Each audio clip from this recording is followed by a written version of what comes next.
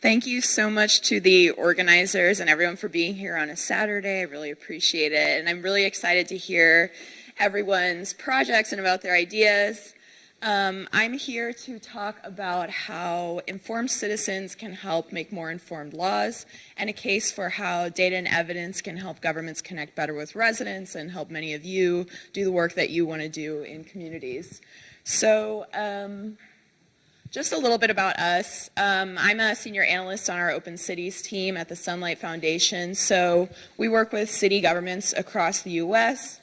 to make them more data-driven and to democratize access to information. We believe that access to information is a democratic right, and so we work with cities to establish open data policies. We track open data policy across the U.S., and we're just starting to pilot a couple of new projects to help city governments connect with residents better and to help them really empower residents to participate in this modernization wave of data and technology. So these are just a couple of the projects that we've worked on, more specifically on What Works Cities, which is a project to help cities become more data-driven and evidence-based. So today I want to talk about how data and evidence can transform local decision-making. I know that's a huge promise that digitalization and modernization promise cities, that data and evidence can help them become more advanced, that they can start using advanced analytics, that they can start using algorithms and machine learning. So I understand with these advanced terms that many people are still thinking of these very high-tech improvements that are going to happen behind closed doors in cities. But I think what we want to impress upon city governments and those governments that are looking to use data and evidence more is that there's a different promise in becoming more data-driven and evidence-driven, and it's not just about improving how you analyze the data and how you use it internally, but it's also about the opportunity to build a better democracy and to be more transparent in connecting with residents. So I think the promise of sharing data and evidence and being more transparent is bolstering some of these basic fundamentals of democracy, in my opinion, that we can talk about shared facts in the open, that we can share data and evidence with one another, that we can improve public discourse by talking about facts and information, and that we can start to democratize access to information. So we can start to bring new people into conversations who maybe haven't had leverage or haven't had the opportunity to give their opinion to local government in the past. So the point is that it's about people, like the Soylent Green line, and it's not just about your analytics. So these are just a couple of the areas that I'm going to talk about how we've helped data and evidence be more transparent at the local level. There are kind of three different rungs of maturity where we've helped cities do this. So the first area that we've helped cities work on is open data policy. So just the foundation of sharing information and data and setting the cultural precedent that being transparent is important and that access to information is something that should be legislated. The second area is that we work with cities to increase channels for civic participation. So a lot of the times this means crowdsourcing input on policy, collecting general feedback, and helping include input in local decision making. But going beyond that one step, we really want to help cities empower residents to participate in those processes. So not just putting out a solicitation for feedback, but really giving people information to help them make informed choices and to actually contribute to policy discussions in areas where it's relevant to them or where it's really important to their community. So I know that all of you are here because you want to come away with actionable things that you can work on and do and advocate for with your local governments. But so I will give you these three major areas that we work on, but also if you go to our website, Sunlight Open Cities homepage, you can find resources on any of these subjects. So first, open data policy has been a large portion of what we worked on with cities for the past 3 years. We developed a set of 31 best practices for open data policy that are all online. And we have tracked the development of all of these policies online. So I'll let you go read those best practices yourself, but very generally what they include is that we have best practices for what data should be made public, how it should be made public, and how that policy should be implemented. So there are foundations that I'm sure many of you are familiar with of open data that we want to make sure make it into local policy about transparency. But I think a broader point about what we've seen this achieve in cities is that not only are cities using open data policy to improve access to information, they're also using it to build a culture of openness. And that's something that we heard from our partners in Tempe, Arizona. Tempe is a 150,000 person city. It's very small. It's a suburb of a larger city. So a lot of the time they don't feel necessarily empowered to be on the forefront of democratic access to information. They don't see themselves in that way. But the person who we were working with there really wanted to develop an open data portal, and so they came to speak to us about developing a policy. What they realized was that it wasn't just about putting that policy in place. The staff who were working internally to set up rules for transparency really had to have challenging discussions about what their fears were about releasing open data into the open. And I hear that all the time. Everyone is afraid. They're afraid that if they're going to release their information to the public, then someone will find a mistake. Or they're afraid that someone will misunderstand the information, or that it will be misconstrued or used inappropriately.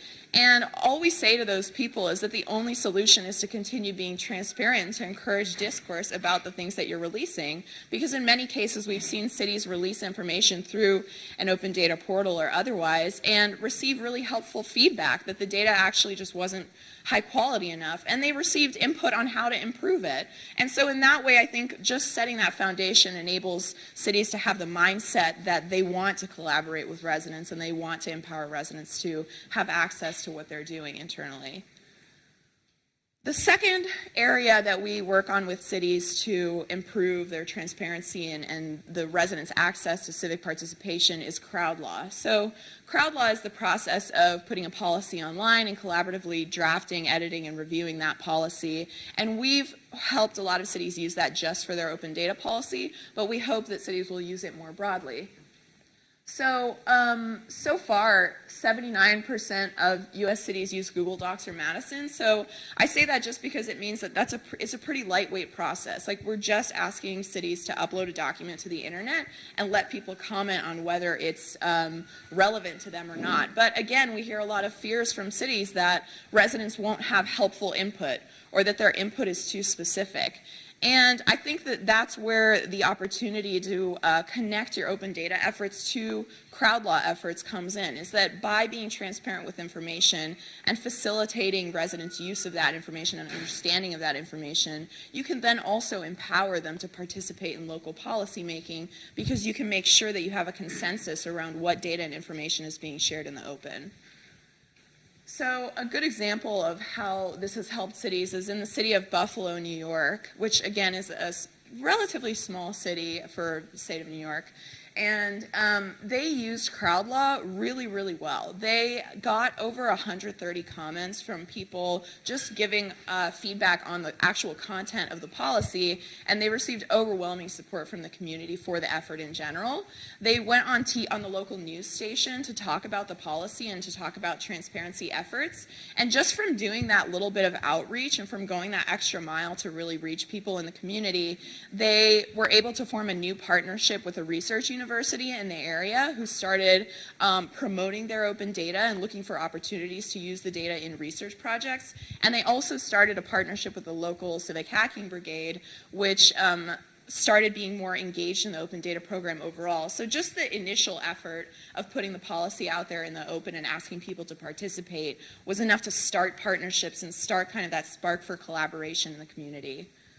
So that brings me to my last kind of area that I want to talk about, which is about collaboration more meaningfully. A lot of the time I think we think of these one-way channels of government releasing information or people providing feedback, but we think that there are also a lot of opportunities for city governments to facilitate the use of open data in the community in a way that will strengthen the ability of governments and residents to truly collaborate together. So this effort most recently is reflected in our Tactical Data Engagement Guide, which is online at our website. And the process that we highlight in that guide is really about finding specific opportunities for governments to support members of the community and using data and evidence to partner with them. So we start really big. The first step of the process is finding a focus area, because a lot of what we hear from cities is that when they want to do something innovative with data, they really don't know where to start. And so we start with finding just an issue. What's an important issue that matters? And then how can you narrow down from there? So the next step is about refining use cases and really understanding that problem. This is where user research comes in. If your background is in tech and you've done user UX design, this is where we borrow some human-centered design techniques to really build user personas and understand the environment of that issue. And then the third step is to design a plan collaboratively, so to really meaningfully include those people in designing opportunities to support community data use. And then finally, actually just implementing that intervention in the community. So making the city actually go out and do the thing and give people the information so that they can build that thing that they want to build. So we have 5 projects currently piloting this approach. 2 of them are wrapping up actually this week. And one of them, which you can read about online now because it was released yesterday, is our Tactical Data Engagement project in Madison, Wisconsin. So this process started really broadly. We initially came to the city and asked them what they wanted to do, and they just said, we want to improve equity in the city, and also we want neighborhoods to be healthy. So it's a pretty large mandate. But we wanted to find out how open data could fit into that problem, because we know that data is not the solution for every single problem in a community, but there are opportunities to improve access to information and to give people something that they can use to solve a problem that they're already working on. So we knew that we wanted to focus on neighborhoods, and then we started speaking to people in the community and talking about what the different types of data users in the community were. Like, who are those people who have data sharing agreements? Who has a contract with the city who's not receiving data from the city? Who's giving data to the city? You know, all these questions about what forms a data ecosystem. And we mapped out 6 user personas, which you can also see on our website in the write-up of this project. And we found that one type of data user needed the most support in using data and having access to information. And that was the local nonprofits. So there were nonprofits who were working on the ground as service providers, giving access to food or shelter, really important issues in the community.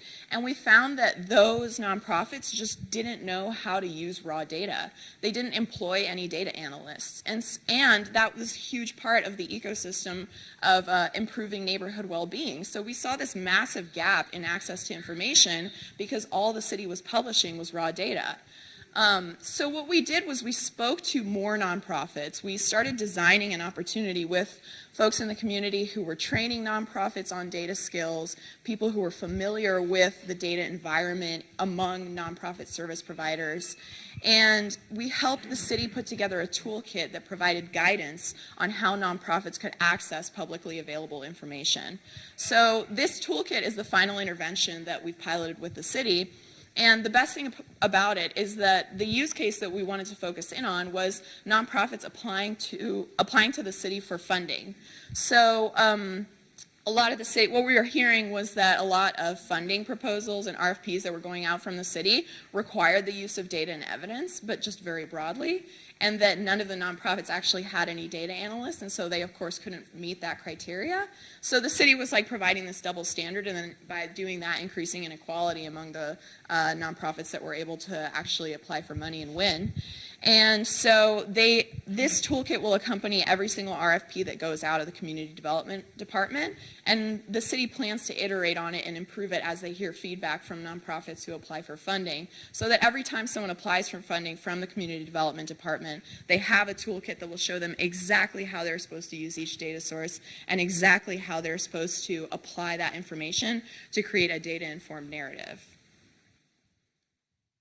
So I think what I want to pull this together into is a really big picture about what an open source city can look like. So like I said, we don't want to necessarily just think about the one-way channels where cities can release information or they can gather public feedback, but we do want to create this vision of a city in which people have open access to information and are able to collaborate whenever they see an opportunity to improve something in the community. So this is where I think that governments really have a responsibility to inform their citizens so that citizens have the opportunity both to work on projects in their own community but also to give back in an informed way. So I think that the real promise of this open source city is a culture of data-informed public discourse where everyone is talking about the same issues and you can point to information and use that as a resource, and where people have equal democratic access to decision making.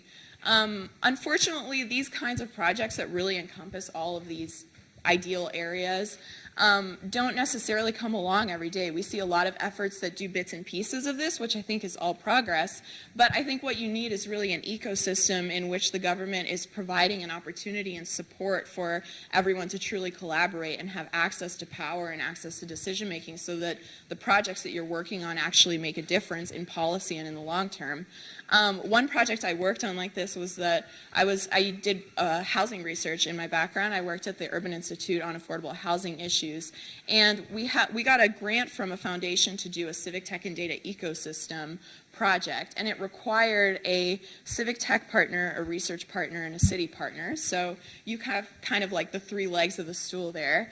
And the city released housing information through open data, but they didn't know how to compile it because it was coming from 4 different departments. So it was available through open data, but as the research partner at the time, we were just working to try to unite everything, and our real goal was to try to find expiration dates of subsidies, so finding out when affordable housing was going to be sold and become market rate, so that tenant organizers who we were directly working with could go out physically to that building and organize the tenants so that they could fight back against the landlords and buy the property. So there was a very, very direct policy outcome that we were trying to achieve, and there was a really, really clear path that we saw to achieving that. But for a long time before this opportunity to do the work as an ecosystem, we were doing it by ourselves, and we were just pulling the information from whatever public sources we could. We had no support from the city, and we had no technical expertise to build a tool that would make this data accessible to advocates in the community. So once we did start partnering with all 3 rungs of that stool, kind of,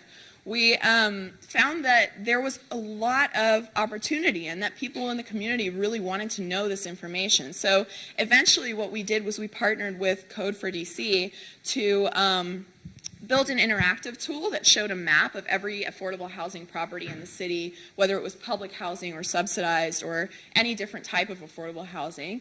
And it showed you could change a setting on the tool that would show exactly when that property was going to expire so that advocates could really easily open the map and see which properties they needed to go to advocate for policy to save that property immediately. So it was a really cool project, and I think it's just one of the small things that I see as contributing towards this larger vision of an open source city, that even just one constructive project that takes into account all of these various opportunities, just one opportunity can help you make a shift towards a more open city, towards a more collaborative city where everyone has equal access to decision making and to power. So I want to leave you with this thought that it's achievable, that there are a couple of really fundamental areas where you need to commit. You need to commit to transparency policy, cities need to commit to engaging regularly with residents, and the city needs to empower the public's use of community information. So all of these examples that are listed here are on our website. Everything you need should be there.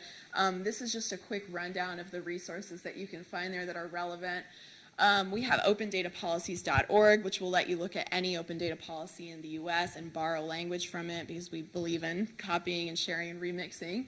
And we have an open data policy wizard where you can enter basic information about your city and it will spit out a template of a policy that might work for you, and then you can edit that in Google Docs.